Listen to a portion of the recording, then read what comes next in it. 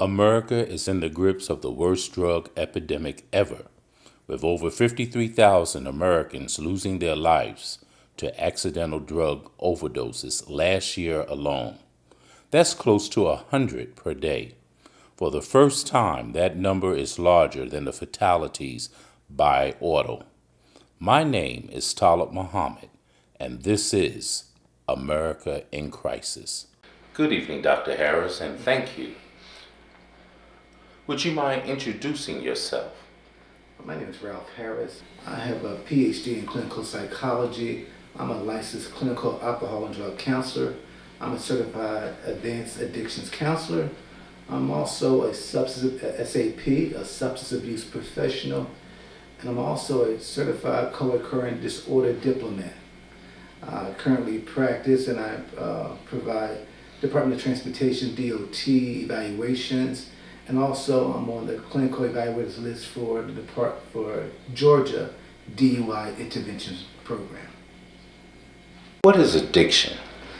An addiction is being enslaved to a habit or a practice, something that is psychologically or physiologically habit forming as a narcotic to cause severe trauma to one's life. Why is America neglecting its addiction problem?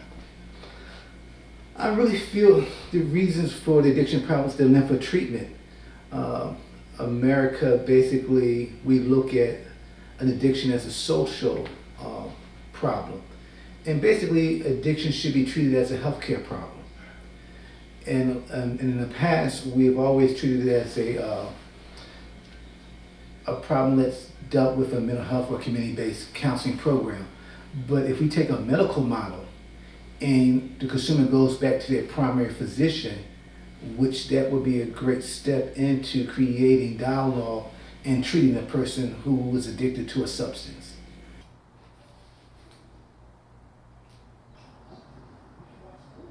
Imam Muhammad, is there a moral issue?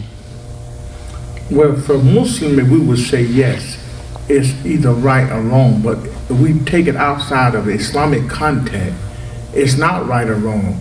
But people see it as a social outlet, which means if you want to do it, you can do it. If you don't want to do it, it's fine. So they don't classify it as a right or wrong. And we hear the term now, recreational drug, people's into pleasure, into just feeling good. And for us, pleasure has its limit. Entertainment has its limit. And now we see that the drug situation used to be confined basically to the downtrodden, the rejects, the despised, the poor people. And since it went unchecked, now it has reached the richest of the richest. It has reached the greatest and most quality family, but only then do you see that the government wants to do something about it. Because America treats addiction as a social problem versus a healthcare problem. What is the impact of drug use on society at large? Major impact on personal lives, social lives, employment, healthcare. Imam Muhammad, there was a wave of addiction roughly 30 years ago. But at that time, there was no compassion for the addicts that were black and hooked on crack. How does race affect our national response to drug addiction? Yes. And we know we live in a country that is very color conscious and very racial, and we can even say prejudice. African American, we are the results of slavery. And we know for a fact that when it reaches the so-called white people, it goes on a whole different level. And so again, we see concern and sympathy, and we see solutions coming when it reaches the white people or they reach the wealthy. But again, as it was a poor man problem at one time, there was hardly any concern, not even trying to seek a solution. So the seeking of a solution and to become a human being with some type of heart and some type of sympathy. They came about because they reached the upper class and the so-called white people, the wealthy. Why was the war on drugs a failure? I think our society failed to look at it as a health problem. Look at not treating it from a health practice where if you have a problem, you go to your physician and you seek help. And that physician can begin to coordinate and refer to other services. Basically going to a licensed professional with some expertise and not just treating the physiological part of it, but the physical aspects, because most addictions are physiological symptoms where you withdraw. And so it's just not an emotional or social problem.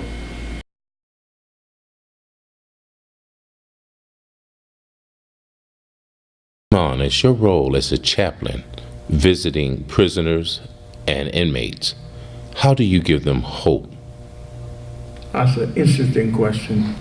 I would say religion as a whole is the only thing that is truly addressing addiction to the point where it becoming a real solution and a real answer. You heard the term, you hit rock bottom before you can find God. These young men, and sometimes old men, when they go to prison, they are cut off from the world of fascination and temptation, the dazzling of wealth and silver and gold and the neon sign, until they come into a reality of themselves by going to prison. And sometimes going to prison or to jail is a mercy and a blessing in disguise. Recovery possible? Yes. It's possible when you empower people to make a change in their lives that has a positive impact. I think as we get out of non-traditional treatment settings and incorporating people in different settings like volunteerism. Again, when people isolate, what happens when you isolate? You get stuck in your head. So you teach new behaviors. You introduce someone who's experiencing an addiction, something new, something positive. So again, we can think outside of the box, not always in cliches. Meeting makers make it one day at a time. We teach them to do a different thing one day at a time. We teach them to attend different types of meetings based on their values, their religion, their issues or what they want. It should be consumer driven. So again, I think as we move hopefully to more of a medical model and treat the individually holistically, we'll begin to make a change in the war on drugs by treating from a different perspective.